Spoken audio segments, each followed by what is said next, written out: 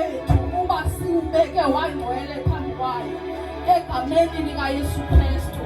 Asizelanga madodeni. Sengathi apha kule mihla noba uzigcinile uyintombazana uzigcinele indoda ngemini yomtshato, kodwa izwi lisixelela ukuthi thina sizigcina ukuze sibedwele enkosini yethu ngokusiza nangomoya egameni likaYesu Kristu waseNazaretha.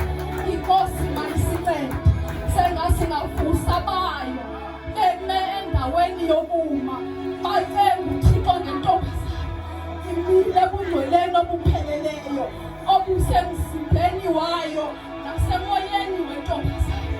Asinako thina ukukhalela indoda ngokusifumana sibekhalela amadoda ngobebandleni kwande izwi lokuba intombi iyayalwa intombi iyalelwe endodeni ukuthi indoda injongane indoda ifuna le siqanyelwe lilizwi elisuka komdala wensuku zonke elithi intombi yahlala ebungcweleni ihlale igcinwe izwi likaThixo linamandla okuyigcina intombi isebungcweleni obupheleleyo egameni likaYesu. Ayisincede inkosi isivusela bayo bephethe inhliziyo kaThixo uthaba luphumile ukuze luthabalalise intombazana ehlabathini. Asisekho osisidingo, asikho nesidingo sentombazana, kodwa ngeke sivume ukuthi amandleni likaThixo inkosi ingabuyiswa lentombazana.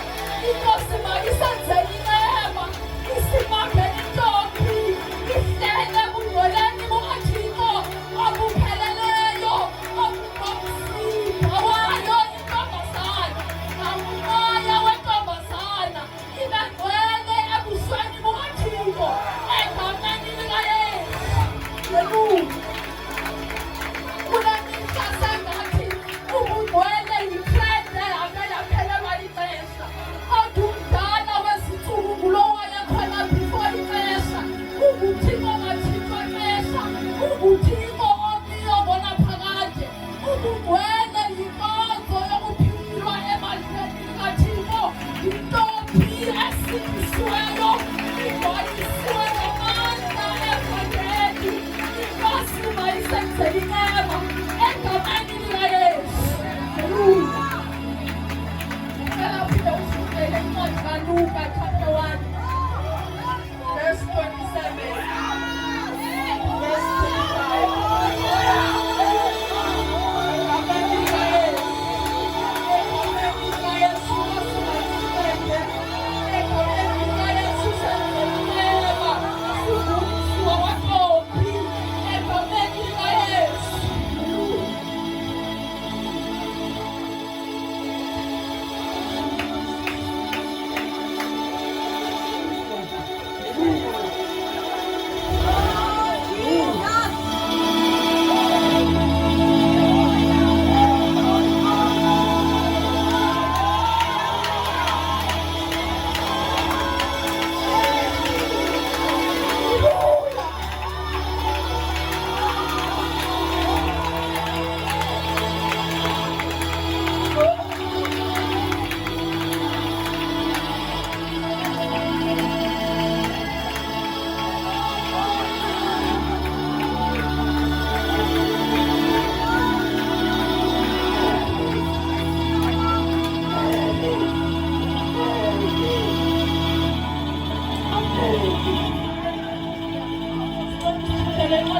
Chapter 1 verse 27. Incwadi kaLuka chapter 1 verse 27.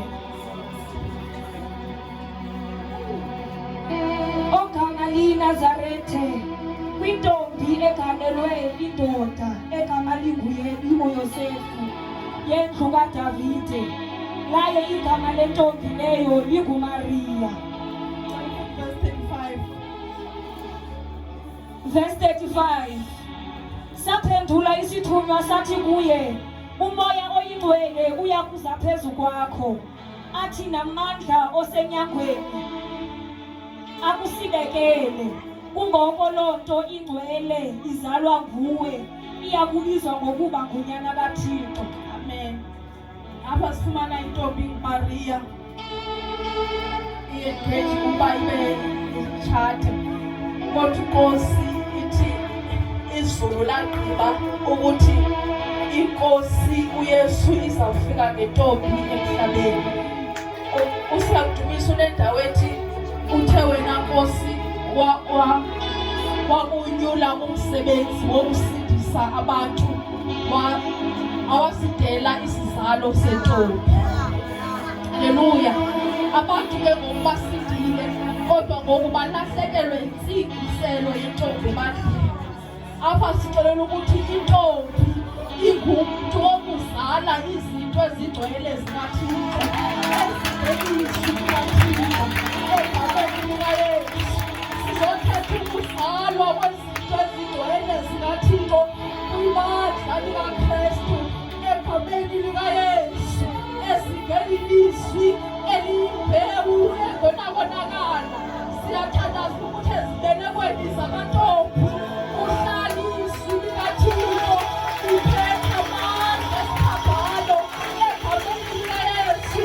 Sizokubhala ukuzalwa kwezinto ezingekho ngcwele nezingezo zikaThixo, zizibeleko zamantombazana egabeni likaYesu.